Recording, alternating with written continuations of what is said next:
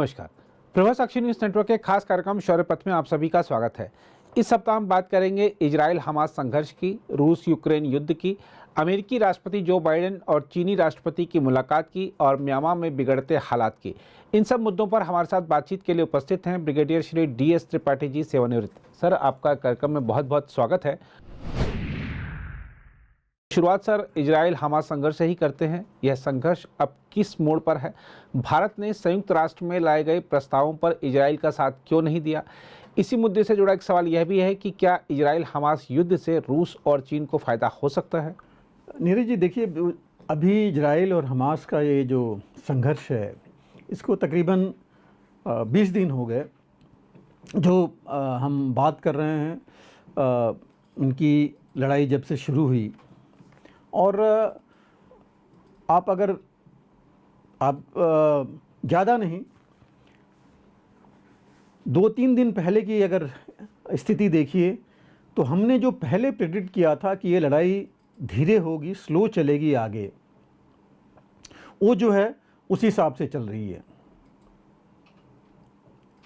आप 1 महीने 20 दिन तो हम बात कर रहे थे इनकी ग्राउंड ऑफेंसिव की, लेकिन आप देखिए ये समय तकरीबन 33 दिन हो रहे हैं पूरी लड़ाई। 7-8 तारीख से अगर लें, बिकॉज 8 को उन्होंने शुरू कर दिया था इजराइल ने अपना जो उन्होंने स्ट्राइक्स थी।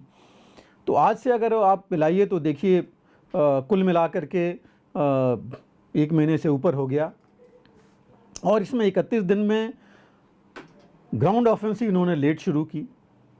सारी तैयारी इन्होंने की, अमेरिका ने तैयारी की, उसके बाद ग्राउंड ऑफेंसिव शुरू की। शुरू में लगा कि इतनी जल्दी ये नहीं कर पाएंगे जो तैयारी कर रखी थी हमास ने, लेकिन बाद में जो सबसे मुश्किल जो चीज़ थी इनके पास, इजराइल के पास थी, इंटेलिजेंस गैदरिंग। कौन चीज़ कहाँ पर है, हमास के लड़ाके कहाँ पर हैं, उनके हथियार के जखीरे, उनके जो लॉजिस्टिक्स एरियाज़ कहाँ हैं, टनल्स जो हैं उनकी लोकेशन क्या है, कैसे है, इनके कमांडर्स कहाँ पर हैं, कहाँ से ये फायर कर रहे हैं, कहाँ पर इन्होंने स्टोर कर रखा है अपना सारा, और सबसे बड़ी चीज़ कि जो हॉस्टेज हैं वो कहाँ पर हैं। तो ये कुछ चीज़ें थी जो इनको जल्दी नहीं मिल रही थी। अमेरिका ने बहुत मदद की इनकी इसमें। अमेरिका के 2 जनरल, हम लोगों ने पहले बात की, शुरू में ही 9 से 11 तारीख के बीच में ही वहाँ पर आ गए थे इनके साथ, इनको एडवाइस करने के लिए किस तरह के वॉरफेयर कैसे चलना चाहिए। क्योंकि जो चीज़ें इराक़ में और अफ़गानिस्तान में अमेरिका ने जो उनको सीख मिली थी, गलतियां हुई थी, और उनसे जो सीख मिली थी, आज जो उन्होंने अच्छे काम किए थे जिससे उनको फ़ायदा हुआ, वो दोनों चीज़ें उन्होंने इजराइल को बताया। क्योंकि ये यहाँ पर भी लड़ाई उसी तरह शहरों में, बिल्टअप एरिया में होनी थी। यहाँ पर भी लड़ाई जो है वो एक फ़ौज से नहीं है, बल्कि एक टेररिस्ट ऑर्गेनाइजेशन से है, एक गुरिल्ला वॉरफेयर है जिसमें पता नहीं लगता कि कौन कहाँ पर है।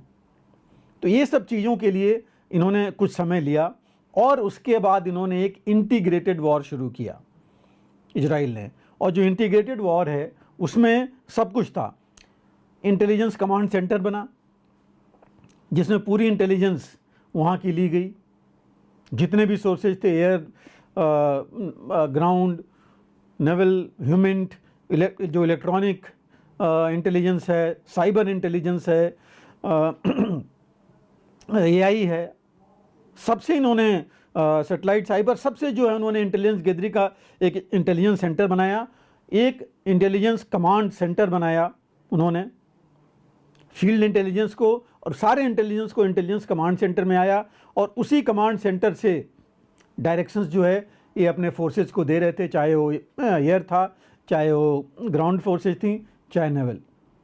तो वही एक चीज़ आई, जब इंटीग्रेशन ये हो गया तब जो है उनको फ़ायदा मिलने लगा। और आपने देखा अभी कि किस तरह उन्होंने, कहाँ उनको पता लगा कि किस किस जगह पर इन्होंने, हमास ने अपना कमांड सेंटर बना रखा है, चाहे वो मस्जिदों के नीचे, चाहे हॉस्पिटल्स के नीचे, चाहे रिफ्यूजी सेंटर्स के नीचे, बिल्डिंग्स के नीचे, और क्या लेआउट है इनके टनल्स की, कैसे उनसे निपटना है, ये सारी चीज़ें इन्होंने उसके बाद शुरू की, जिसमें इनको फ़ायदा मिलता गया।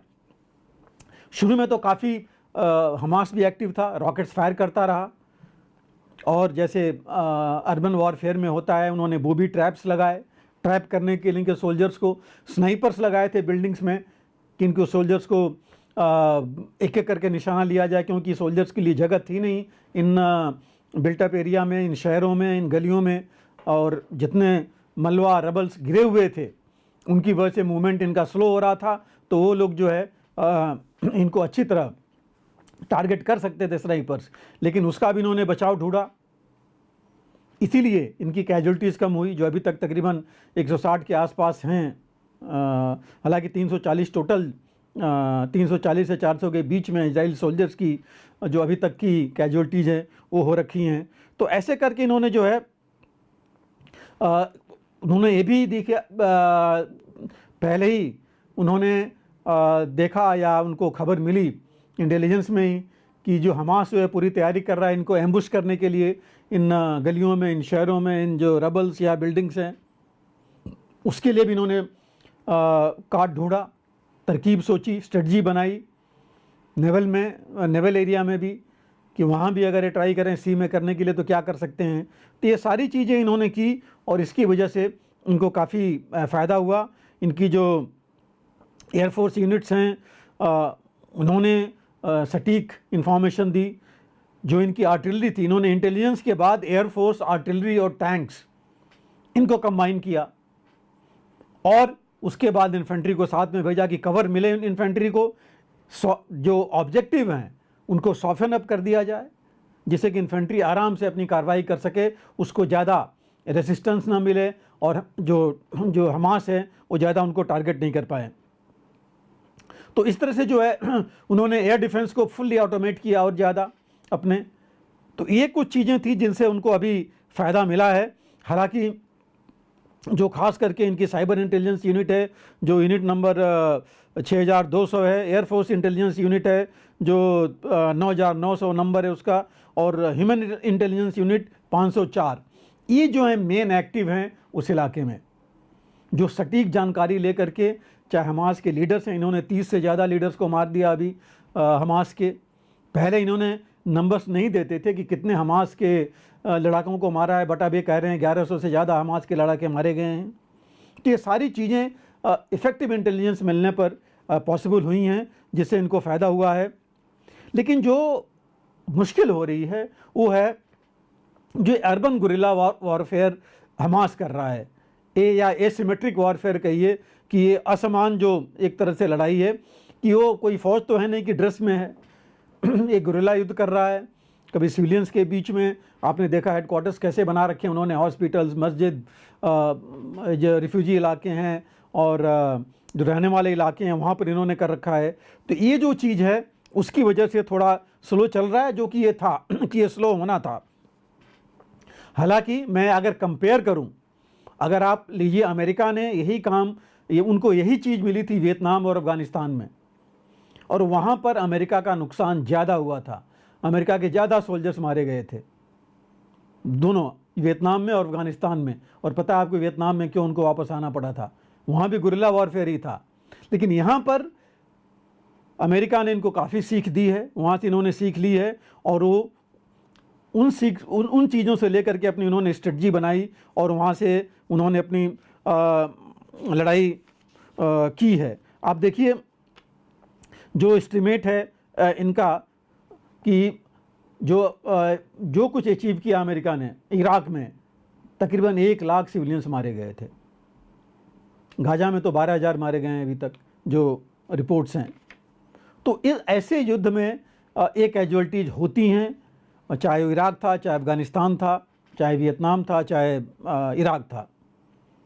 लेकिन मिनिमाइज़ करने की पूरी जोर है, दुनिया का जोर है इनके ऊपर, अमेरिका का भी है कि वो चीज़ नहीं होनी चाहिए और हो सकता है उससे फ़र्क इनका पड़े। 2014 में ही देखिए, 2014 की जो लड़ाई लेबनान में और बाकी जगह इजराइल ने लड़ी थी, उसमें तकरीबन 500 से 1000 इजरायली सोल्जर्स मारे गए थे। और इस बार जो अभी चल रहा है यहाँ पर, उसके एस्टिमेट में यही है कि तकरीबन इनके 150 हैं जो मारे गए हैं अभी जब से ग्राउंड ऑफेंसिव शुरू हुई है गाजा में। तो भी काफ़ी फ़र्क है। तो ये जो मेन चीज़ है, सीख ले करके स्ट्रेटजी बना के और ये फूक करके कदम रख रहे हैं, इसलिए इससे जो है फ़र्क पड़ रहा है। हालांकि हमास भी या उधर से हिजबुल्लाह देखिए, वो भी एक्टिव है। हिजबुल्लाह बल्कि उसकी फोर्स ज़्यादा है, उसके पास एयर, एंटी एयर, नेवल और ग्राउंड फोर्सेज हैं। 1 लाख से ज़्यादा उनके पास सोल्जर्स हैं। 1,10,000 के आसपास उनके पास रॉकेट्स हैं, आर्टिलरी है। तो वो भी उधर से फायर कर रहे हैं। हालांकि उनको उन्होंने खोल तो दिया ही है मोर्चा, पूरी जोर से नहीं, पूरा खुल करके नहीं, लेकिन मोर्चा ज़रूर खोल दिया है वहाँ पर। तो एक वहाँ भी उन्होंने लड़ना पड़ रहा है। सीरिया में जो होती रेबल्स हैं वो मिसाइल फायर कर रहे हैं, उन्होंने धमकी दे रखी है कि और ज़्यादा करेंगे। एक वो भी मोर्चा खोल रखा है। हालांकि इज़राइल ने भी एयर स्ट्राइक्स बहुत की हैं हिजबुल्लाह के अगेंस्ट इसमें लेबनान में, और धमकी भी दे रखी है कि अगर हुआ तो वो और ज़्यादा करेंगे और 2014-6 को रिपीट करेंगे, जब तक ये बेरूत के आसपास पहुंच गए थे लेबनान। और लेबनान में, सीरिया में भी आप देखिए इन्होंने स्ट्राइक किए हैं 2-2 एयरफील्ड्स में, जहां पर कि उनका कहना है कि वहां से इनके ऊपर अटैक्स आ रहे हैं। तो इस समय इजराइल कार्रवाई तो कर रहा है अपनी, दुनिया का प्रेशर बहुत है पॉज करने के लिए। आपको पता है अरब समिट भी हुई थी, और यही कहा जा रहा है कि जो ह्यूमन सफरिंग्स हैं उनको रोकना बहुत ज़रूरी है। मिलिटेंट्स के खिलाफ अगर ये कार्रवाई कर रहे हैं तो जैसे वेस्ट ने, अमेरिका ने बोला है कि इनकी राइट है, लेकिन बाकी जो देश हैं, चीन और रूस भी, उनका यही कहना है कि ये बहुत ज़्यादती है, इसको रोकना चाहिए। तो ये जो चीज़ अभी है, हमास अभी गाज़ा में भी देखिए, वहाँ भी जो है खुल गया है एक फ्रंट वहाँ पर तकरीबन, और वहाँ पर हमास ने बोला है कि गाज़ा में उसने ऑलरेडी 160 इजराइल का हमास का कहना है कि 160 इजरायली टारगेट्स को उसने गाज़ा में 48 घंटे में नष्ट किया है, जिसका हालांकि कोई और पुष्टि नहीं हुई है। वेस्ट बैंक में भी कुछ एक्टिव हो गए हैं इजराइल, वहाँ भी जा कर के इनके जो लड़ाके हैं उनको पकड़ रहा है, उनकी जो नष्ट कर रहा है, जो उनके हाइड आउट्स हैं, बाकी एरिया हैं। तो इस तरह अभी ऐसा नहीं कहा जा सकता कि एम पूरा अचीव हुआ है, क्योंकि इजराइल का एम है हमास का समूल नाश। और हमास के जहाँ तक अभी तक ऑथेंटिक रिपोर्ट है, वो तो यही कहते हैं कि 150 से 200 मारे गए हैं उनके फाइटर्स, सीनियर लीडर से 30 का नाम भी आया है, 30 मारे गए हैं, कुछ कैप्चर हुए हैं जो इन्होंने नहीं बताया है। और जो इनकी 401 है 401 ब्रिगेड इजराइल की, उसने जो है बड़े पोस्ट में उन्होंने कह रहे हैं कि 1500 अभी तक पहले 7-8 दिन में 1500 मिलिटेंट्स को मारा है। अब कितने सही है गलत है इसका दोबारा, क्योंकि पुष्टि कहीं ना हमास से आई है ना बाकी किसी ने किया है, अभी तक इजराइल ने बताया है। तब भी अगर देखा जाए एक तरह से तो एक अचीवमेंट है इनके लिए अगर इतना कर सकते हैं।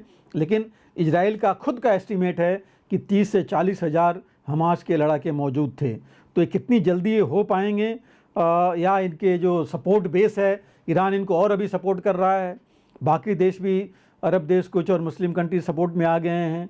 तो कितना ये आगे बढ़ सकते हैं अभी कहाँ नहीं जा सकता। लेकिन हाँ, ये ज़रूर है कि जो ये इंटीग्रेटेड वॉर लेके चल रहे हैं, यहाँ तक देखिए बुलडोजर्स का भी इस्तेमाल हो रहा है उन जगहों को बुलडोज करने के लिए जो कि एक्सप्लोजिव से नष्ट नहीं हो पा रहे हैं, या ज़्यादा नीचे हैं या ज़्यादा ऊपर हैं, वो भी ये कार्रवाई हो रही है। तो ये इससे कितना फ़ायदा मिलेगा और हमास को कितना ये नष्ट कर पाएंगे। कल देखिए, कल और आज में इन्होंने अल शफा जो हॉस्पिटल है उसको खाली करने के लिए भी मैसेज दिया था, और वहाँ भी कार्रवाई की, और वहाँ पर दिखाया भी जा रहा था कि किस तरह इजराइल फ़ौज ने हेडक्वार्टर बनाया था, किस तरह उस हॉस्पिटल के नीचे उन्होंने इसको जो हॉस्टेजेज हैं उनको रखा था।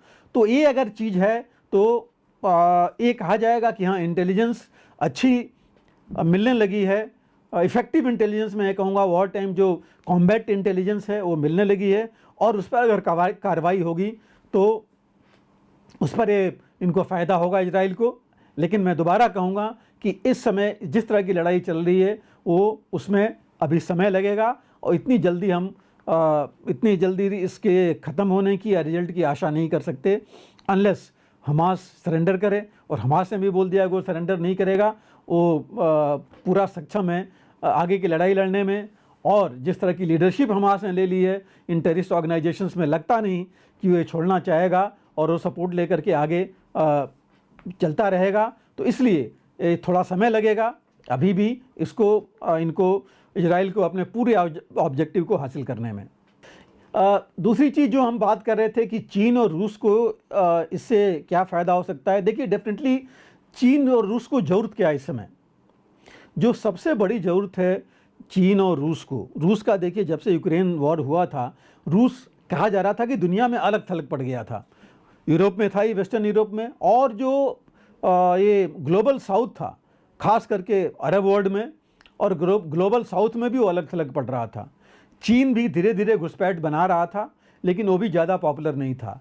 और अब ये मौका मिल गया है रूस चीन को दो तरह से, एक तरह से अपनी घुसपैठ बनाने के लिए ग्लोबल साउथ में और अरब वर्ल्ड में,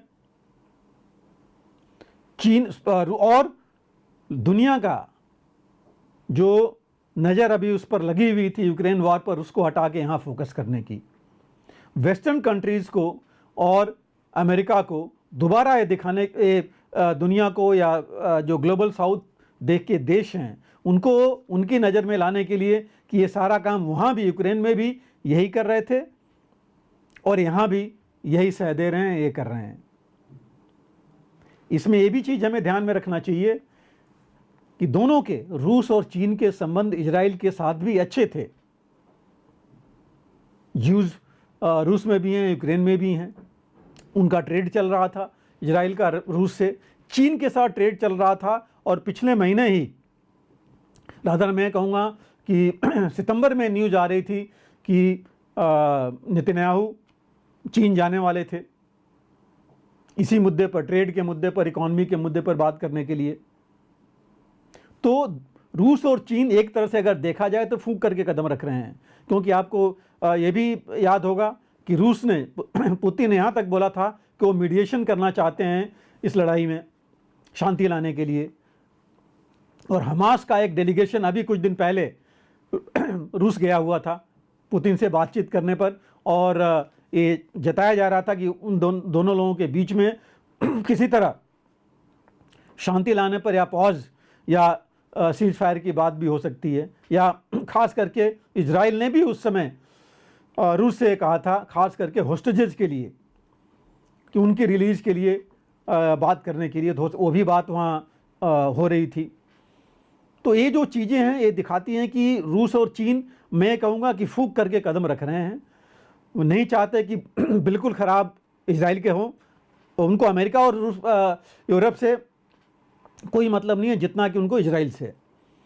तो इजराइल को भी वो बहुत ज़्यादा प्रेशर नहीं डालना चाहते। हाँ, ये युद्ध विराम की दबाव डाल रहे हैं वो, और हमास के ऊपर भी और अरब वर्ल्ड को भी वो समर्थन दे रहे हैं, लेकिन ये भी कह रहे हैं कि यहाँ पॉज होना चाहिए।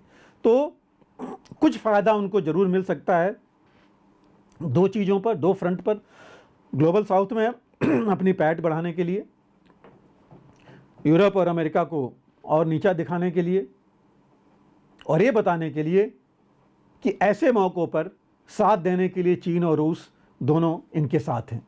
अनिल जी, एक और जो चीज़ थी इसमें कि आपने कहा कि भारत ने संयुक्त राष्ट्र में जो प्रस्ताव लाया गया था उस पर जो है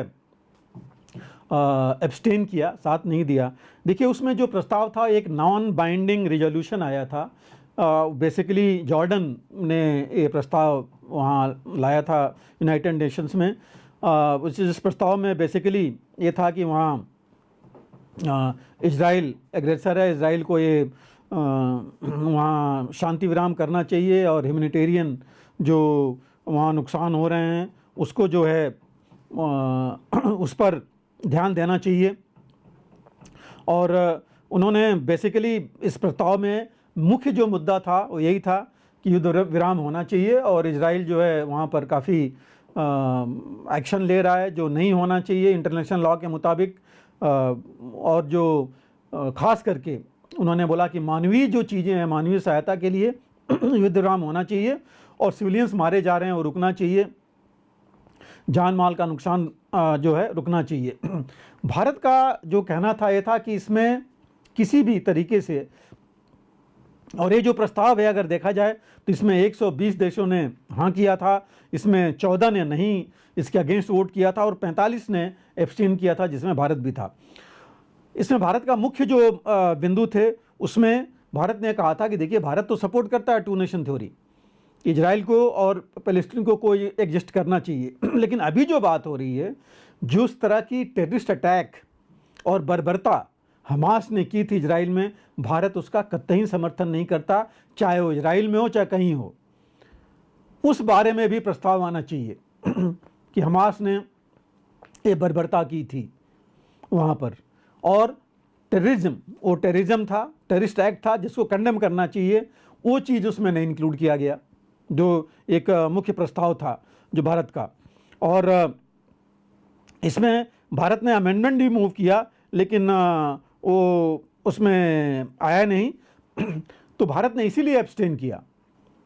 हालांकि भारत ने कहा जरूर कि हम जो है हर एक मानवीय सहायता हम खुद दे रहे हैं और हम चाहते हैं कि ये मानवीय सहायता वहाँ पर हो और इस तरह का नुकसान जान माल का नहीं हो, एस्केलेशन नहीं हो, डिएस्केलेट होना चाहिए, बातचीत हो, और बातचीत में हम मदद करने के लिए तैयार हैं। सर, इजराइल और फिलिस्तीन के मुद्दे पर हाल ही में जो अरब लीग की बैठक हुई थी, उससे आखिर क्या निकलकर सामने आया? नीरज जी, देखिए ये जो अरब इजराइल जो लड़ाई है युद्ध है, उसी को लेकर के समिट बुलाई गई थी। एक्स्ट्रा ऑर्डिनरी इन्होंने समिट बुलाई थी, अरब नेशंस की भी, ओआईसी अरब लीग की भी, और जो ओआईसी है ऑर्गेनाइजेशन ऑफ इस्लामिक कंट्रीज, उनको भी सबकी समिट बुलाई गई थी, एक्स्ट्रा ऑर्डिनरी समिट। और इसमें सारे जितने अरब देश थे उन्होंने सबने अपने जो आपस के मतभेद थे वो हटा करके इकट्ठे हुए वहाँ पर बातचीत के लिए सऊदी अरेबिया में। और सऊदी अरेबिया में आपको पता ही है कि रियाद में वो इकट्ठे हुए थे। और ये जो मीटिंग थी बेसिकली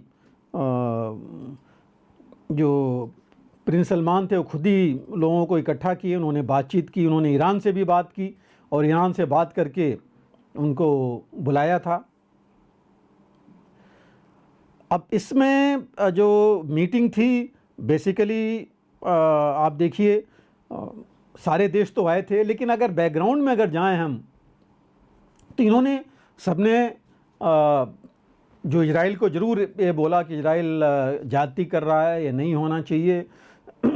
हमास को बहुत कम ने कंडेम किया कि हमास की ने जो कार्रवाई की थी, कुछ ने तो खुल के समर्थन किया, टर्की ईरान ने सॉरी, तो उसने सीरिया ने भी। तो ये जो देश हैं ये वहाँ समर्थन कर रहे थे हमास का, साथ में इजराइल को जो है दोषी ठहरा रहे थे हर एक चीज़ के लिए, दोषी बिराज को भी, इजराइल को भी, अमेरिका को भी, कि उसी के शय पर चल रहा है। और अगर देखा जाए तो इसमें जो मैं ये कहूँगा कि अब यूनाइटेड अरब एमिरेट्स को देखिए, यूएई मेन उनके दुश्मन ईरान के राष्ट्रपति थे, उनको ही बुलाया उन्होंने, और वो भी मिले वहाँ पर। उसमें जो है उनके साथ बाकी टर्की के, कतर के एमिरेट, टर्की के राष्ट्रपति वो भी आए थे, जो कि ये लोग एक दूसरे को मैं ये कहूँगा कि आमने सामने इतना जनरली देखना नहीं चाहते थे, खिलाफत में थे। जो इस मीटिंग में मुद्दे आई, मुख्य जो बातें हुई वो तो यही था, उन्होंने इजराइल को उन्होंने क्रिटिसाइज़ किया कि इजराइल ये कर रहा है जो भी मानवीय से ले करके और जो बर्बादी वहाँ कर रहा है। उन्होंने ये कहा कि ये जो है एग्रेशन को उन्होंने कंडेम किया, बोलना कि ये बंद होना चाहिए। उन्होंने यहाँ तक कहा कुछ देशों ने कि इजराइल को तेल और हथियार बंद होने चाहिए, तेल रुकना चाहिए, नहीं जाना चाहिए। और उन्होंने ये बोला कि पीस प्रोसेस शुरू होनी चाहिए। और लेकिन ना इन सब के सामने अगर देखिए तो मुख्य जो बिंदु था कि कोई ख़ास चीज़ सामने नहीं आई,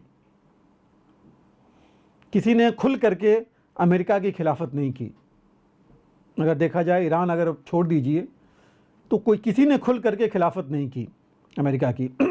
और आप देखिए इससे पहले अमेरिका ने लड़ाई शुरू होने से पहले, ग्राउंड ऑफेंसिव से पहले अपने सारे बेसेस को अच्छी तरह मजबूत कर लिया था। अमेरिका ने ये भी किया था कि उसने जितने भी उसके अगर bases already in Arab countries में 12 बेसेस हैं मिडिल ईस्ट में, उनको और स्ट्रेंथन किया और अपने जो नेवल शिप्स थी वहाँ भेजे। तो इनसे उसने स्थिति मजबूत कर ली थी कि कोई ऐसी कार्रवाई नहीं करे। फिर भी ईरान से या इराक में देखिए उसके बेसेज पर, सीरिया में अटैक्स कुछ हो रहे थे, लेबनान में हो रहे थे, जिसके लिए उसने वार्निंग ईरान को खुली दी है अमेरिका ने। तो ये कुछ चीज़ें थी, इसकी वजह से जो है ये बहुत ज़्यादा कुछ मुझे नहीं लगता है अचीव किए वहाँ पर। हालांकि इन्होंने इजराइल को, जो इजराइल ने बोला हम सेल्फ़ डिफेंस के लिए कार्रवाई कर रहे हैं, उसको इन्होंने नहीं माना। और ईरान ने यहाँ तक बोला कि जितने इस्लामिक नेशंस हैं, देश हैं, उन्होंने अपने संबंध ख़त्म कर लेने चाहिए इजराइल से। तो ये जो कुछ चीज़ें उसमें आई, लेकिन जो मेन चीज़ें थी कि कोई ऐसा क्लियर इसमें एग्रीमेंट नहीं आया इसमें। और कुछ तो जगहों पर यूएई, बहरीन और 2 अदर जो देश हैं, उन्होंने कुछ चीज़ों को, जैसे ऑयल का उनको ब्लॉकेट करना या उसको टेररिस्ट ऑर्गेनाइजेशन इजराइल को डिक्लेयर करना, जो ईरान ने बोला था, ईरान के राष्ट्रपति ने, इन चीज़ों को उन्होंने खुलकर विरोध किया। तो लगता नहीं कि बहुत कुछ यहाँ पर हासिल हुआ है इससे। हाँ, लेकिन ये ज़रूर हुआ है, मुझे लग रहा है एक और होड़ मचेगी इसकी वजह से इस्लामिक देशों के जो या अरब में लीडरशिप की। आपको पता है कि तुर्की भी चाहता है लीडर बनना उनका, यूएई भी चाहता है, United Arab Emirates, Saudi Arabia भी चाहता है, और ईरान तो अपने आप को, हालांकि ईरान को पता है कि सारे देश तो उसको मुस्लिम देश चाहते नहीं हैं इस वजह से, लेकिन कोशिश वो भी करता है लीडरशिप की। तो वो चीज़ जो है, हो सकता है उसमें ये लोग एक कदम आगे बढ़ रहे हों। लेकिन इस समिट से किसी तरह फ़िलिस्तीन को कुछ फ़ायदा मिले या इस युद्ध को रोकने में कुछ फ़ायदा मिले, मुझे नहीं लगता कि हो पाएगा। हाँ, अगर हमास को ये कुछ मैसेज देते हैं या जो कतर में बैक चैनल डिप्लोमेसी है उसको लेकर के अगर आगे बढ़ेंगे, तब शायद कुछ इसमें फ़ायदा हो सकता है। लेकिन उसका जिक्र इसमें नहीं आया। अगर वो आता तो कुछ फ़ायदा हो सकता था। अगर इसमें ये बात आती कि होस्टेजेस को छोड़ा जाए और उसके बदले में इजराइल बिल्कुल युद्ध विराम करे, आगे नहीं बढ़े, ऐसी चीज़ें कुछ आती जिन पर बात नहीं हुई, जिनको आगे नहीं बढ़ाया गया, तो ये जो चीज़ मुझे लगता नहीं कि बहुत ज़्यादा कुछ इससे हासिल हो पाया है। सर, रूस और यूक्रेन युद्ध अब किस पड़ाव पर पहुंचा है? इस समय कौन बढ़त लिए हुए है? देखिए, रूस और यूक्रेन के युद्ध पर एक कहना से अब ये सही होगा कि जो मिडिल ईस्ट का इजराइल हमास का जो लड़ाई है, उसने पूरी तरह, उसके चादर ने जो रूस और यूक्रेन के युद्ध को ढक लिया है। उसके ऊपर बहुत ज़्यादा बात नहीं हो रही है। अमेरिका का पूरा फोकस वहाँ पर है। हालांकि बीच बीच में कुछ स्टेटमेंट आते रहेंगे कि हम मदद देते रहेंगे, लेकिन एक्चुअली देखा जाए तो उन देशों के जो लॉ मेकर्स हैं वो खुद कह रहे हैं कि हमें अब इसकी तरफ ध्यान कम देना चाहिए, यूक्रेन की तरफ, बिकॉज वहाँ उनके जो पैसे हैं वो बर्बाद हो रहे हैं, कोई फ़ायदा नहीं है वहाँ, युद्ध में कोई फ़ायदा नहीं हो रहा है और करप्शन ज़्यादा हो रहा है वहाँ पर। दूसरी जो चीज़ें देखिए, अब तो 20 महीने हो रहे हैं इस युद्ध के, और जैसे हमने कहा पहले, एक तरह से देखा जाए तो स्टेलमेट चल रहा है, बहुत कुछ फ़ायदा किसी को नहीं हो रही है। रूस अपने आप को ज़रूर मजबूत स्थिति में ला रहा है, डिफेंसिव मोड, उसने डिफेंसेज अपने बहुत मजबूत कर लिए हैं। और अभी जेलेंस्की के अंदर जो है विश्वास जो लोगों ने पहले किया था, उनके खुद के लोगों ने, उनकी खुद की फ़ौज ने, उसमें कमी आ रही है, और वो खुद समझ रहे हैं इस बात को लेकर के, खुद स्टेटमेंट दिए जा रहे हैं, फ़ौज में जाके मिल रहे हैं, अपने लोगों से मिल रहे हैं, और यूरोप के लिए भी वो काफ़ी बयान इस मामले पर दिए जा रहे हैं। जहाँ तक युद्ध का सवाल है, देखिए रूस जो है खरसोन में लगातार रॉकेट अटैक किए जा रहा है। वहाँ पर कहा जा रहा है कि हॉस्पिटल्स और बिल्डिंग्स डैमेज हो रही हैं। रूस अद्विका में लगभग, हालांकि बहुत महीने से लड़ाई चल रही है, लेकिन लगभग लग रहा है कि वो उस सिटी को हासिल कर लेगा।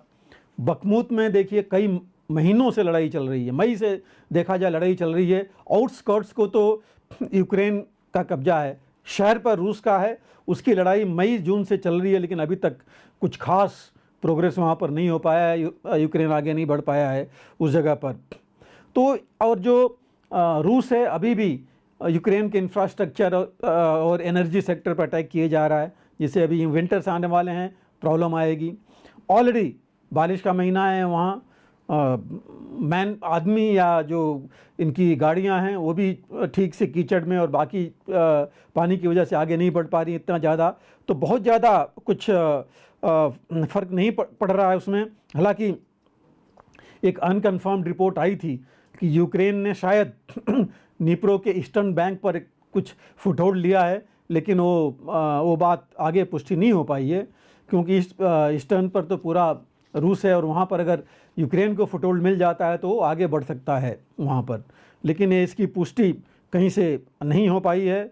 और इसके साथ ही हंगरी ने देखिए बोला है कि अभी वो इतनी जल्दी मदद नहीं देगा, जो मिलिट्री एड है खास करके उसका जो हिस्सा था 500 मिलियन यूरो का इनको देने का, क्योंकि उसका कहना है कि यूक्रेन ने इसका जो OTP बैंक है और कुछ इंडस्ट्रीज हैं जिसको उसने ब्लैकलिस्ट में डाला हुआ है, क्योंकि वो उनका कारोबार रशिया में था, रूस में था और रूस की वो मदद कर रहे थे। तो वो चीज़ बोला है कि हंगरी ने कि जब तक ये नहीं उठाते, अगर उसको रखेंगे ब्लैक लिस्ट में, तब तक हमें मदद नहीं दे पाएंगे। तो ये भी वहाँ पर चल रही है। और यूक्रेन ने वहाँ बोला है कि यूक्रेन के अंदर जो रिपोर्ट है कि उनके डिफेंस मिनिस्टर 3 उनके जो कमांडर्स हैं उनको डिसमिस करना चाहते हैं, जिसकी रिपोर्ट है। और अगर ये होता है तो ये एक बहुत बड़ी चीज़ वहाँ पर होगी, क्योंकि उनके अगेंस्ट रिपोर्ट्स बहुत आई हैं, कुछ प्रोग्रेस नहीं हो रहा है और करप्शन के भी चार्जेस उनके ऊपर हैं। तो इसलिए जो अभी ओवरऑल देखा जाए तो रूस अपनी स्थिति मजबूत कर रहा है, यूक्रेन आगे नहीं बढ़ पा रहा है। कहा तो यह जा रहा है कि रूस के पास अभी जो हथियारों का, खास करके शेल्स का 10 शिप्स में भर के जो सामान आया है नॉर्थ कोरिया से। रूस शहद जो ड्रेन्स हैं, शायद 136 जो कामाकाजी ड्रोन्स हैं, उनको बनाने की एक बहुत बड़ी फैक्ट्री लगा रहा है, जहाँ की वो बहुत ज़्यादा नंबर्स में इनको प्रोड्यूस करेगा और जल्दी ही प्रोडक्शन वहाँ शुरू भी हो जाएगा। तो और इसके साथ ये भी है कि रूस के पास जो क्रास्नोपोल लेजर गाइडेड एमिनिशन था, जो कि आर्टिलरी 155 mm गन से फायर होता है, उसका प्रोडक्शन और तेज़ कर दिया है उसने कि पिन पॉइंट टारगेट करे इनके, खास करके जो टैंक्स हैं, आर्मर्ड पर्सनल कैरियर्स हैं जो अभी आने वाले हैं कुछ और यूक्रेन में। तो रूस अपनी तैयारी और मजबूत कर रहा है। तो अभी तक इस फ्रंट पर कोई ज़्यादा नहीं हुआ है, लेकिन रूस ज़रूर अपनी तैयारी में काफ़ी आगे बढ़ चुका है। सर, अमेरिकी राष्ट्रपति जो बाइडेन और चीनी राष्ट्रपति शी जिनपिंग की मुलाकात को आप कैसे देखते हैं? क्या दोनों देशों की दूरियां कम हो रही हैं? भारत के लिए क्या संकेत हैं? नहीं, देखिए, तो बहुत बड़ी बात है अगर अमेरिकी राष्ट्रपति और चीन के राष्ट्रपति की मुलाकात की, क्योंकि आप जानते हैं कि कितना इनके संबंधों में जो है रुकावट थी। लेकिन ऐसा भी नहीं है कि ये बिल्कुल बातचीत नहीं हो रही थी। बाली में पिछले साल दोनों लोग मिले थे, शी जिनपिंग और जो बाइडेन, इनकी बातचीत हुई थी, लेकिन आगे नहीं बढ़ पाए थे। लेकिन पिछले 4-5 महीनों से आप देखिए कि इसके बैकग्राउंड की तैयारी हो रही थी।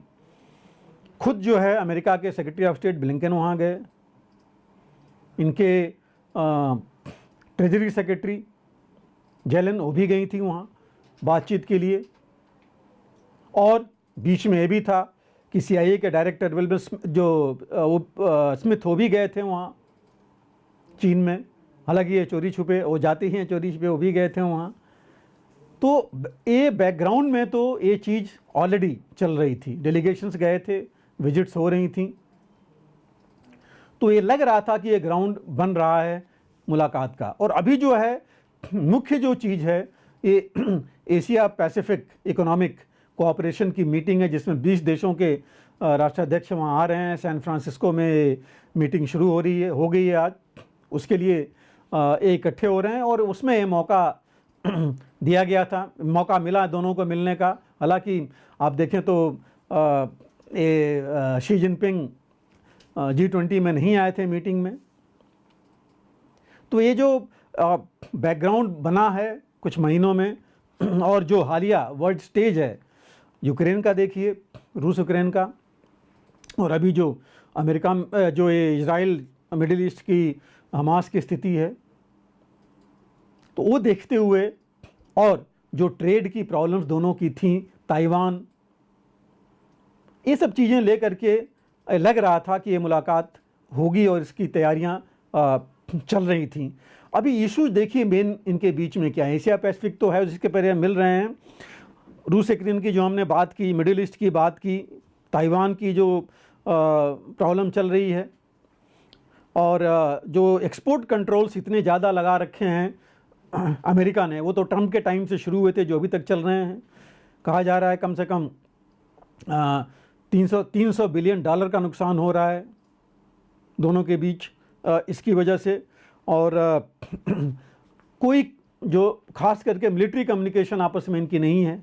सिविल कम्युनिकेशन तो है दोनों देशों में, मिलिट्री कम्युनिकेशन बंद है। खास करके जो पेलोसी की विजिट हुई थी, नैन्सी पेलोसी की वहाँ ताइवान में, उसके बाद जो ये बैलून इंसिडेंट हो गया था, जो इन चाइनीज बैलून आया था अमेरिका में, तो इन सब चीज़ों को लेकर के मिलिट्री कम्युनिकेशन तो ठप था, बाकी चल रहा था। लेकिन जो रिलेशंस थे वो एक अच्छे जो होने चाहिए रिलेशंस, वो चीज़ नहीं चल रहे थे। हाँ, बातचीत तो चल रही थी। और जहाँ तक चीन का है, देखिए बहुत कंट्रोल्स लगा दिया है अमेरिका ने, खास करके चिप्स के जो या एक्सपोर्ट टू चाइना जो एक्सपोर्ट हो रहा था, उससे चीन के ऊपर बहुत असर पड़ा है। उनकी व्हीकल प्रोडक्शन से लेकर के टेक्निकल हर एक चीज़ में, टेक्नोलॉजी तो ऐसे ही नहीं दे रहे हैं, अमेरिका नहीं दे रहा है उनको। तो इन चीज़ों पर जो है वो बड़ी उससे बहुत नुकसान हो रहा है चीन को। उसके बारे में भी इनके ऊपर बात होनी थी। मिलिट्री टू मिलिट्री कम्युनिकेशन, कि कोई ऐसी हालत ना हो जो तीसरे के थ्रू पता लगे गलत हो और एक दूसरे के ऊपर कोई एक्शन कर लें, चाहे वो इंडो पैसिफिक है, चाहे वो ताइवान के ऊपर है, या कहीं भी और है। ये भी एक ज़रूरी था। और ताइवान के ऊपर जो रूस स्टेटस को चाहता है, चीन चाहता है कि इसकी कोई इंटरफेरेंस ना हो उसके ऊपर। और रूस जो एग्रेशन कर रहा है, जो एग्रेशन अमेरिका कह रहा है, और रूस को जो सपोर्ट मिल रहा है चीन से, उसके बारे में भी ये वहाँ पर पॉइंट आएगा ही आएगा। नॉर्थ कोरिया जो इतना आगे बढ़ रहा है, नॉर्थ कोरिया और रूस और नॉर्थ कोरिया चीन कोऑपरेशन, नॉर्थ कोरिया जो कुछ कर रहा है, चाहे वो शेल्स या बाकी एम्यूनिशन दे रहा है, या अपनी जो वो टेस्ट किए जा रहा है, अभी उसने कल उसने engine IRBM intermediate range ballistic missile engine के टेस्ट किया था। उससे पहले न्यूक्लियर मिसाइल्स का टेस्ट कर चुका है। तो ये जो टेस्ट हैं वो अकेले तो कर नहीं रहा है, सबको पता है कि वो चीन की और रूस की शय पर कर रहा है। उसके बारे में भी ज़रूर बात होगी। और ये भी बात होगी मिडिल ईस्ट के बारे में कि चीन ईरान को, क्योंकि चीन और ईरान के संबंध हैं, चीन ईरान, सऊदी अरबिया ईरान को चीन ही एक साथ ले आया था। चीन भी एक बहुत बड़ा इंपोर्टर है ईरान के ऑयल का। तो ईरान को जो है चीन ये बताए कि वो डायरेक्ट कन्फ्रंटेशन ना करे अमेरिका के साथ मिडिल ईस्ट के ऊपर, या जो हमास या बाकी टेररिस्ट ग्रुप को साथ दे रहा है वो ना हो, और जिससे कि ये जो लड़ाई है और एक्सपेंड ना हो। क्योंकि अगर अमेरिका के बेसिस पर जो अटैक्स हो रहे हैं, चाहे वो सीरिया में, चाहे लेबनान में, चाहे इराक में, वो सब कहा जा रहा है ईरान के शय पर हो रहे हैं। तो एक ये भी पॉइंट वहाँ पर ज़रूर आएगा। और मेरे ख्याल से एक ये भी पॉइंट आएगा कि हालांकि दूर ही है, अभी अमेरिका के इलेक्शंस आने वाले हैं, और ये भी पॉइंट आएगा कि चीन जो है उसमें इंटरफेरेंस ना करे। पिछले इलेक्शंस में कहा गया था, इससे पहले भी, कि रूस और चीन इंटरफेयर करते रहे हैं उनके इलेक्शंस में, अमेरिका के प्रेसिडेंशियल इलेक्शंस में। और जो चीनी कम्युनिटी है, और जिस इलाके में इनकी मीटिंग होनी है, वहाँ तो सैन फ्रांसिस्को के उस इलाके में काफ़ी जनसंख्या है चीन अमेरिकन चाइनीज़ की या चाइनीज अमेरिकन की, तो ये भी चाहेंगे कि ज़्यादा इन्फ्लुएंस ना हो वहाँ पर, और जो है निगेटिव चीज़ें ना दी जाएं इलेक्शंस के दौरान। ऐसी भी बातचीत वहाँ पर हो सकती है कि अमेरिकन वोटर्स को और वोटिंग को इन्फ्लुएंस ना किया जाए। तो ये कुछ मुद्दे हैं जो चीन चाहेगा ज़रूर बात करना कि ताइवान की इंडिपेंडेंस की बात ना हो, उसको सपोर्ट ना दी जाए, और वो जो है ये भी कहेगा कि जो एग्रीमेंट्स हुए थे या जो बातचीत इनकी बाली में हुई थी पिछले साल, उस पर आगे बढ़ा जाए, बाकी चीज़ों को छोड़ करके।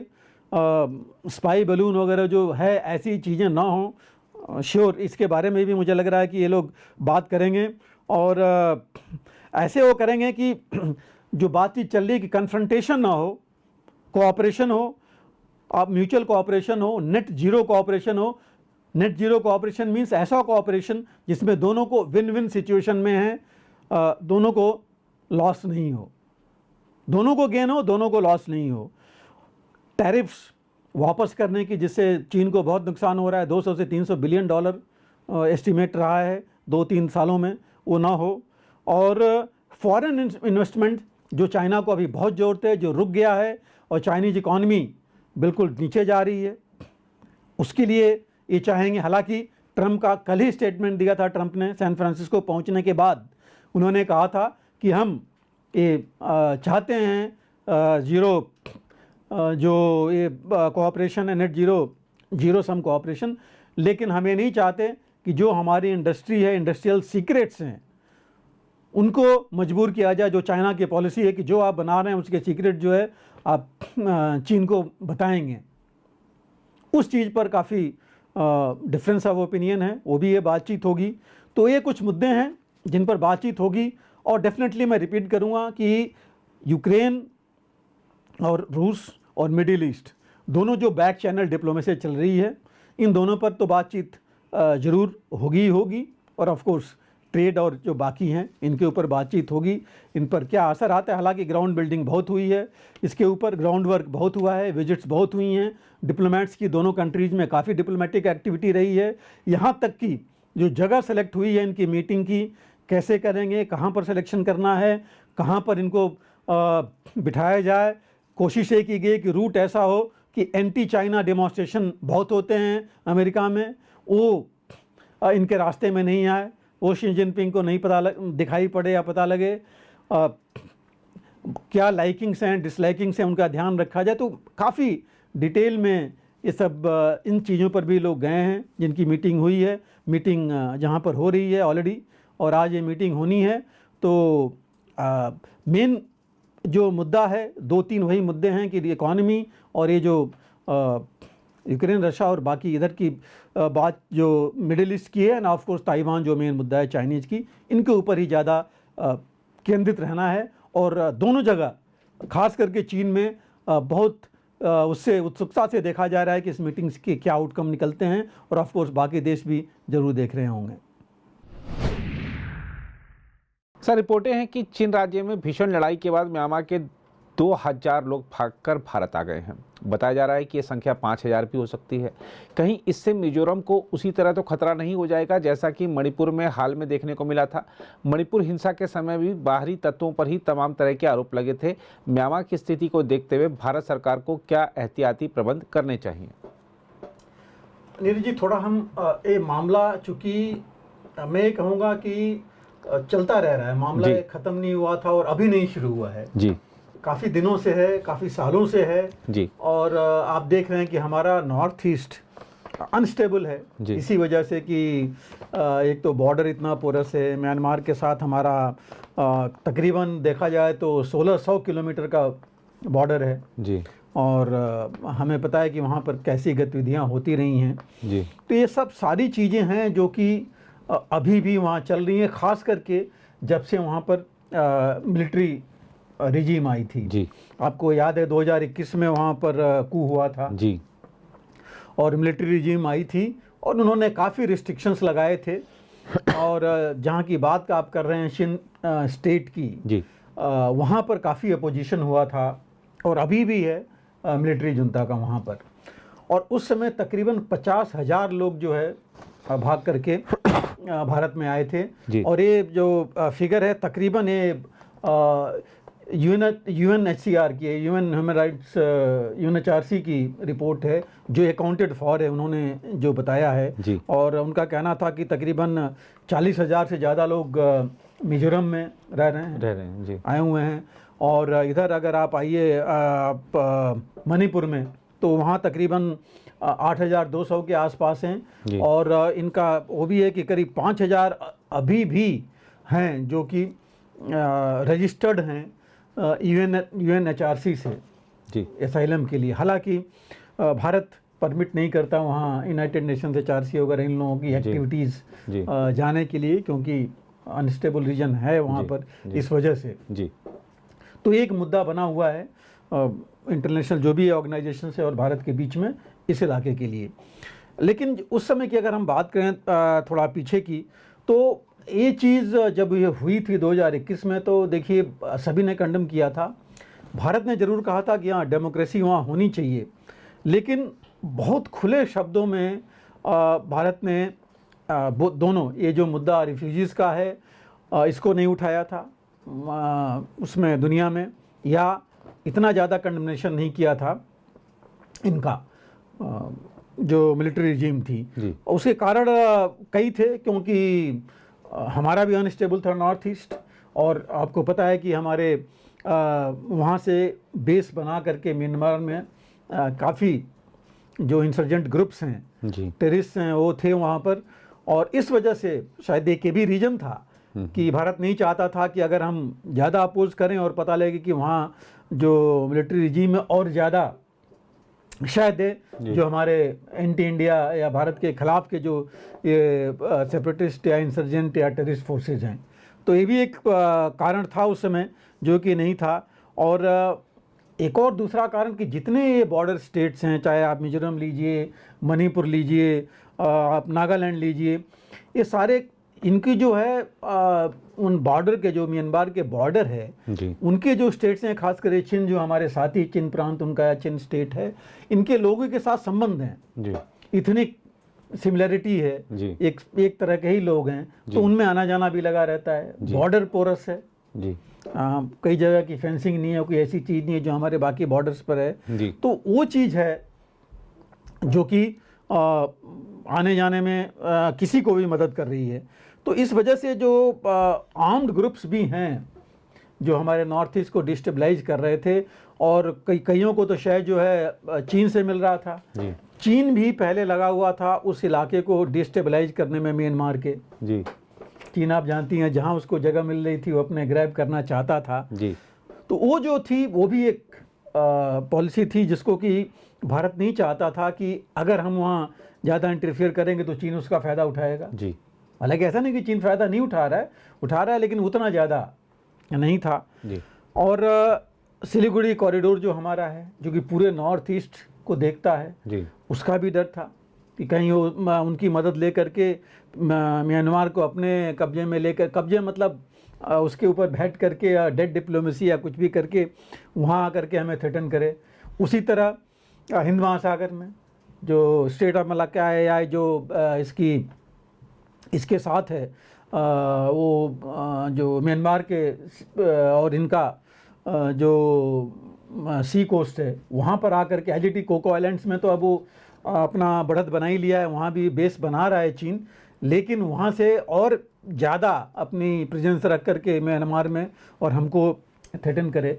तो ये कुछ चीज़ें थी, शायद इस वजह से उस समय बहुत ज़्यादा नहीं हुआ। लेकिन ऐसा नहीं था कि भारत ने ये मुद्दे उठाए नहीं, उनकी गवर्नमेंट के साथ ज़रूर उठाया।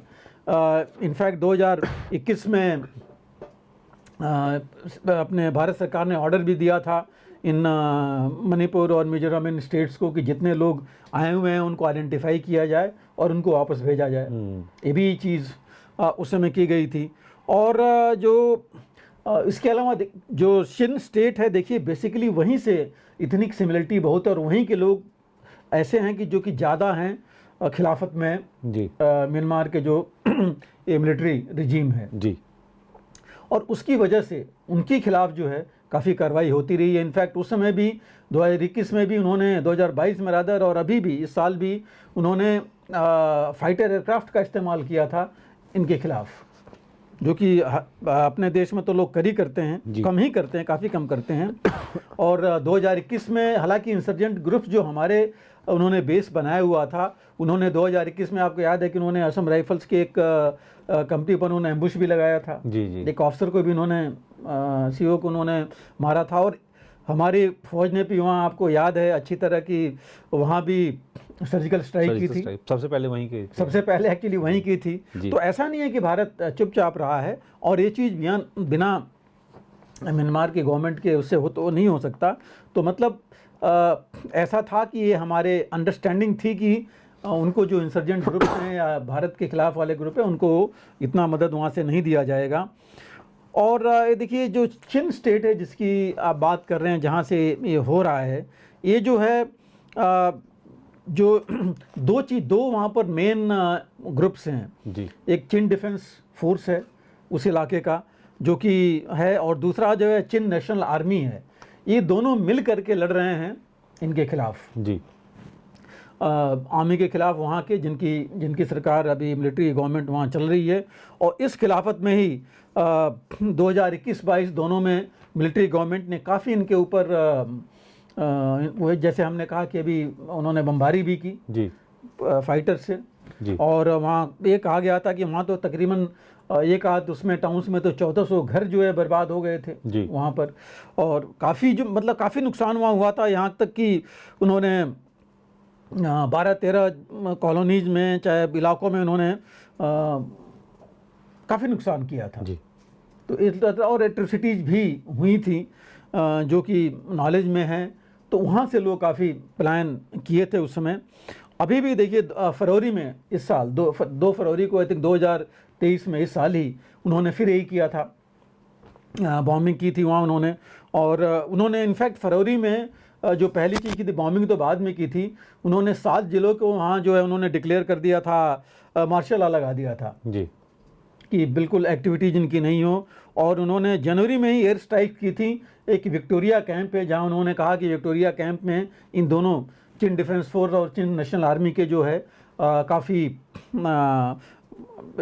उनके हेडक्वार्टर्स हैं, तो वहाँ उन्होंने की थी। और कहा भी जा रहा था उस समय कि 2 बॉम्ब, तो उस समय बिकॉज ये बिल्कुल बॉर्डर पर हैं जी, हमारे भारत में भी, भारत और उनके बॉर्डर पर, तो कहा गया था 2 बॉम्ब इधर भी गिरे थे जो कि गवर्नमेंट ने बोला था नहीं, लोकल्स कह रहे हैं। तो हालांकि ये बहुत ज़्यादा उसमें नहीं आया था, लेकिन इस हद तक की मतलब उन्होंने एक्शन लिया था जी, जो कि नॉर्मली ऐसा होता नहीं है जी। और जो वही हम United nation human rights commission जो है, उसने काफ़ी वो किया कि भारत को और आगे आकर के और इन शरणार्थियों के ऊपर देखना चाहिए, इनको ये प्रोटेस्ट करना चाहिए और उनसे बात करनी चाहिए। तो यहाँ तक ये चीज़ें चल रही थी। और जो शरणार्थी, जैसे मैंने कहा, उस समय भी आए थे।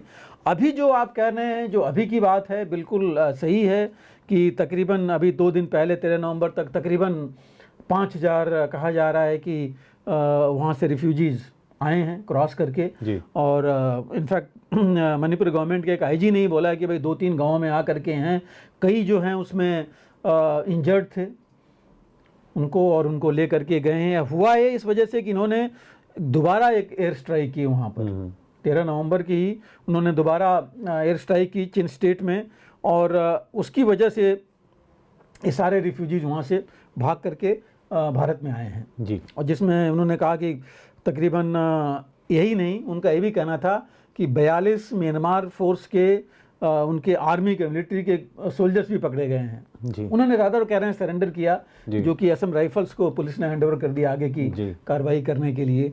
तो एक मतलब जो अभी था, मैं कहूँगा दुर्भाग्यपूर्ण है कि ये बात न्यूज़ में, मीडिया में इतनी ज़्यादा नहीं आई जी, जितनी कि इस पर तवज्जो दी जानी चाहिए जी। क्योंकि बिल्कुल सही है जो आपने कहा, अगर ये होता रहेगा जी, ऐसे लोग आते रहेंगे, तो हमें नहीं पता कि आगे कौन आ रहे हैं जी। और इनकी मदद अगर देखा जाए तो चीन कर रहा है ज़्यादा, जो वहाँ पर एंटी स्टेट फोर्सेस हैं जी। तो उसके गार्ड में कहीं चीन भी अपने आदमी यहाँ अगर भेजना शुरू कर देगा जी। तो हमारा एरिया और जैसा आपने सर कहा, मुझे अभी नरवणे साहब का बयान याद आया जो उन्होंने मणिपुर के लिए कहा था। एग्जैक्ट यही बात थी जो आपने कही थी। बिल्कुल बिल्कुल सही कहा आपने। चाइना उन्होंने बिल्कुल जी। कि चीन का हस्तक्षेप जो है खुलेआम है, मतलब हम, और वो सबसे सॉफ्ट, उसको पता है कि ये सॉफ्ट एरिया है हमारा जी। अब जो है हम उसमें कार्रवाई अपनी कर रहे हैं जी। लेकिन ये चीज़ अगर बाहर से विदेशी से ज़्यादा आने लगेगी, एक बेस अगर मिल गया चीन को, तो हमारे लिए मुश्किलें और बढ़ सकती हैं। ये जो है मुख्य चीज़ें वहाँ पर। और देखिए वहाँ से ऐसा नहीं है कि ये इतनी जल्दी वहाँ ख़त्म होने वाला है, क्योंकि मिलिट्री रूल भी जल्दी ख़त्म नहीं होने वाले हैं वहाँ। इतने सालों से चल रहा है, बात होती रही है। उन्होंने तो जो पिछली प्राइम मिनिस्टर थी आंग सान सू की, उनको जो है अब तो कोर्ट से उनको सजा दिला करके और उन्होंने उनको ऑलरेडी जेल में डाल दिया है जी। कोई पार्टी रह नहीं गई है। तो ये लगता नहीं कि इतनी जल्दी वहाँ पर ऐसे कुछ जल्दी हालात सुधरेंगे जी। लेकिन रिफ्यूजीज जो है काफ़ी हैं। आपको पोरस बॉर्डर है, लोग तो ऐसे ही आते जाते रहते हैं जी। तो कितने आएंगे, ये तो 5,000 तो कहा जा रहा है, लेकिन गिनती मुझे लग नहीं रहा कि इतनी कम होगी और लोग और होंगे जी। और हालांकि कहा यह जा रहा है, इजरायली मिलिट्री का कहना है कि एक पीपल्स डेमोक्रेटिक फ्रंट है चीन एरिया में और चीन और सेगोंग दोनों एरिया में, और ये फ्रंट जो है उसने जो है 2 मिलिट्री हेडक्वार्टर्स जो हैं वहाँ पर इस इलाके में उनको अटैक किया। उन अटैक की वजह से जो मिलिट्री बेसेज थे इनका, एक है खौमार का और रेखित दौर करके है चिन स्टेट में, 2 मेन आर्मी के बेसेज हैं जहाँ पर कि इन्होंने अटैक किया और काफ़ी नुकसान किया, काफ़ी हथियार ले गए, काफ़ी इन्होंने इनके जवानों का नुकसान किया, आर्मी के फौज के। तो इस वजह से उन लोगों ने कार्रवाई की जी। तो इसमें जो है अब ये चीज़ अगर होती रहेगी फिर ये तो काफ़ी मुश्किल वहाँ भी होगा, वो उनका एरिया डिस्टेबलाइज होगा और उसकी वजह से हमारा भी डिस्टेबलाइज होगा। तो इसमें जो है ये और ख़ास करके देखिए उसी बीच में अगर फाइटर फायर हो रहे हैं, एयरक्राफ्ट हो रहे हैं, अब वो 2 गोले आए नहीं आए, लेकिन आगे अगर आते रहेंगे तो हमारे लिए भी प्रॉब्लम होगी जी। यहाँ भी कहा जा रहा है कि एक इनका फाइटर जो है 13 तारीख को क्रैश हो गया म्यांमार एयरफोर्स का। हालांकि म्यांमार का ये कहना था कि टेक्निकल उसमें डिफेक्ट्स थे इसलिए क्रैश हुआ, और पीडीएफ का जो हमने बात की उन्होंने कहना है उनका कि उन्होंने मार गिराया जी। तो अगर इस लेवल पर पहुंचेगा तो मतलब चीज़ें बढ़ सकती हैं। तो इसलिए ये बहुत ज़रूरी है कि इसको वहाँ उसमें रोका जाए। और यही नहीं है, देखिए ये चीज़ जो हुई है, जो मैं एयरक्राफ्ट की बात करता है, ईस्ट म्यांमार की बात है, वहाँ भी एंटी मिलिट्री फोर्सेज एक्टिव हैं जी। तो ये और ख़ास करके अभी देखिए इस साल कहा जा रहा है कि सबसे टफ ईयर रहा है ये जो म्यांमार की मिलिट्री रिजीम है, क्योंकि हर कई जगह से एंटी मिलिट्री जो है ये फोर्सेस शुरू हो गई हैं, लोग भी जो है अगेंस्ट हैं अभी जी। तो ये जो चीज़ें हैं ये बहुत ज़्यादा वो ला रही हैं मुश्किल। और देखिए इसके साथ ही हमारे मिजोरम में भी इसका इफेक्ट जी पड़ रहा है, जो पहले इतना ज़्यादा नहीं था, और ख़ास करके जो चंफार डिस्ट्रिक्ट है हमारा वहाँ पर। तो ऐसी कुछ चीज़ें हैं जो कि हमें प्रॉब्लम क्रिएट करती रहेंगी। और हमारा जो अभी हमने कहा मिलिट्री बिगेस्ट चैलेंज उनको मिल रहा है, तो हो सकता है अगर वो और ज़्यादा कंट्रोल करने के लिए अगर और ज़्यादा फोर्सेस का इस्तेमाल करेंगे तो प्रॉब्लम ही आएगा जी। और हमें जो है, हमारी जो सबसे बड़ी चीज़ है, देखिए हमें एक तो प्रॉब्लम को हमें आइडेंटिफाई करना पड़ेगा कि भाई क्या प्रॉब्लम है, और स्पेशली जो ये जो मिलिटेंट्स हैं वहाँ के जी, भारत तो उनको साथ दे नहीं रहा है, तो कौन दे रहा है जी? चीन है। अब वो अगर चीन का है तो हमारी तरफ नहीं आना चाहिए जी। तो ये हमें थोड़ा म्यांमार में जो भी गवर्नमेंट है अब हमें उनसे ही बात करना पड़ेगा बिल्कुल, कि ये चीज़ हमें हमारे ऊपर नहीं आए, उनको भी नुकसान नहीं हो, हमको भी नहीं हो, तीसरी देश उसका फ़ायदा उठाए। हालांकि हमने पहले कभी एक बार बात किया था कि चीन तो काफ़ी कुछ इन्वेस्ट कर रहा है म्यांमार में जी। हमारा ट्रेड 1 बिलियन था, चीन के साथ उनका ट्रेड बढ़ करके $2 बिलियन हो गया है म्यांमार का। म्यांमार काफ़ी कुछ उनके यहाँ प्रोजेक्ट्स भी कर रहा है, हाईवेज से ले करके बहुत कुछ, जो हम लोगों ने बात किया था एक बार इसके बारे में। तो वो अगर चीज़ आएगी, चीन का अगर प्रभाव ज़्यादा बैठेगा तो नेचुरली, और चीन दोनों काम करे, वहाँ भी मदद करे और उनको इंसर्जेंट्स ग्रुप को भी अगर इस तरह मदद करेगा जी। तो ये मुश्किलें जो हैं हमारे लिए भी और उनके लिए भी बढ़ती रहेंगी। तो ये जो है हमें थोड़ा चेक करना पड़ेगा। दूसरी जो मेन चीज़ें हमारे पास की जो अलायंसेज हैं यहाँ पर उनके जी। उनको भी अगर इकट्ठा करके बैठ करके बातचीत हो, अगर ज़रूरत पड़े भारत की मीडिएशन की ज़रूरत पड़े जी। बीच में उनके साथ बातचीत में, तो मैं चाहूँगा कि ये भारत ने करना चाहिए, क्योंकि ये दोनों को फ़ायदे के लिए होगी, हमारे लिए भी उनके लिए भी। और जो रिफ्यूजीज़ हैं असल में तो उनका वहीं के हैं, रहने वाले नागरिक तो वहीं के हैं जो सब कुछ छोड़ के आए हैं, तो उनके लिए भी ये फ़ायदे की बात होगी। दूसरी, जितने रिफ्यूजीज डिस्प्लेस्ड हैं कहाँ कहाँ हैं उनको जानना उनके बारे में ज़रूरी है कि उनको बाद में वापस भेजा जाए, नहीं तो फिर वही जो बांग्लादेश से हुई थी नॉर्थ ईस्ट में हमारी प्रॉब्लम फिर वही हो जाएगी जी। वो चीज़ हमें देखना बहुत ज़रूरी है कि दोबारा वो रिपीट नहीं हो, फिर वही डिस्टर्बेंस वहाँ होते रहेंगे लोकल्स में और जो बाहरी आएंगे उनके बीच में। हमको उस बॉर्डर पर, जैसे मैंने कहा पोरस बॉर्डर है, कोई फेंसिंग नहीं है जी।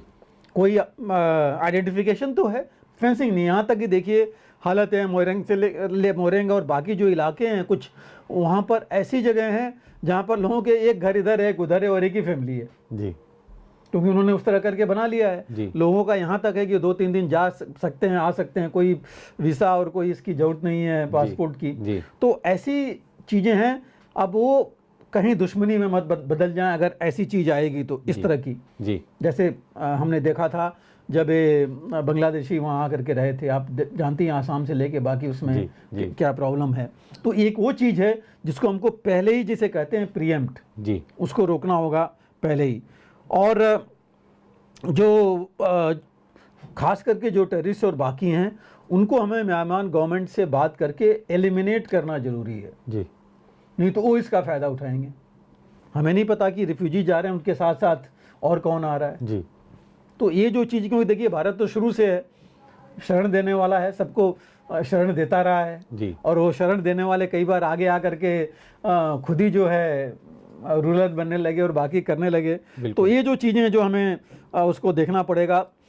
दूसरी, होम ग्रोन जो लोकल टेररिस्ट हैं कि ऐसा ना हो कि वो और मदद ले करके और फिर जिनको इतनी बड़ी मेहनत से फ़ौज ने और जो सिक्योरिटी फोर्सेज ने मिल करके काफ़ी कम किया इतना जो उस इलाके में है, वो फिर धीरे धीरे आग सुलगनी मत शुरू हो जाए जी। एक वो जो है डर बहुत ज़्यादा है। तो ये जो कुछ चीज़ें हैं बहुत ज़रूरी हैं और जो मैं अगेन कहूँगा बहुत ज़रूरी है कि भारत एक कोशिश में लगे कि जो म्यांमार को चीन के जो चंगुल से या चीन के कब्जे से दूर करे तभी जो है इस समस्या का समाधान हो सकता है। ये बहुत ज़रूरी है क्योंकि हम अपने नॉर्थ ईस्ट को स्टेबलाइज करने की कोशिश कर रहे हैं जी। लेकिन अगर म्यांमार का साउथ का वो इलाका है उसका वो अगर डिस्टेबलाइज रहेगा और फॉरेन हैंड उसमें रहेगा तो हमारे लिए भी मुश्किल रहेगी जी। बिल्कुल सर। तो आज के कार्यक्रम में आपने सर विस्तार से इजराइल हमास संघर्ष पर जानकारी दी, किस दिशा में जा रहा है ये संघर्ष, इसके बारे में आपने बताया। रूस यूक्रेन युद्ध पर आपने हमेशा की तरह ताज़ा अपडेट दिया और अमेरिकी राष्ट्रपति जो बाइडेन और चीनी राष्ट्रपति शी जिनपिंग की होने वाली अहम मुलाकात से जुड़े विभिन्न पहलुओं पर आपने जानकारी दी। इसके साथ ही म्यांमार के इतिहास लेकर वर्तमान में क्या चीज़ें चल रही हैं, भारत सरकार को सतर्कता के लिए क्या कदम उठाने चाहिए, इस पर आपने विस्तार से बातचीत की। सर आपका बहुत धन्यवाद, आप इस कार्यक्रम से जुड़े और आज का कार्यक्रम भी निश्चित रूप से ये सारगर्भित बना है, हमारे पाठकों दर्शकों के मन में उमड़ घुमड़ रहे तमाम प्रश्नों के उत्तर देगा ये कार्यक्रम। ये कार्यक्रम आपको कैसा लगता है इसके बारे में हमें लगातार अपनी प्रतिक्रियाएँ देते रहें ताकि हम इसको और बेहतर बना सकें। ये आपका अपना कार्यक्रम है। फिलहाल इस कार्यक्रम में इतना ही, बाकी देश दुनिया की खबरों के लिए बने रहिए प्रभा साक्षी के साथ। अगर आप भी लेना चाहते हैं देश दुनिया की तमाम जानकारी तो आज ही सब्सक्राइब करें हमारे चैनल को। साथ ही नीचे दिए बेल आइकन को जरूर दबाएं ताकि हर अपडेट आप तक पहुंच सके।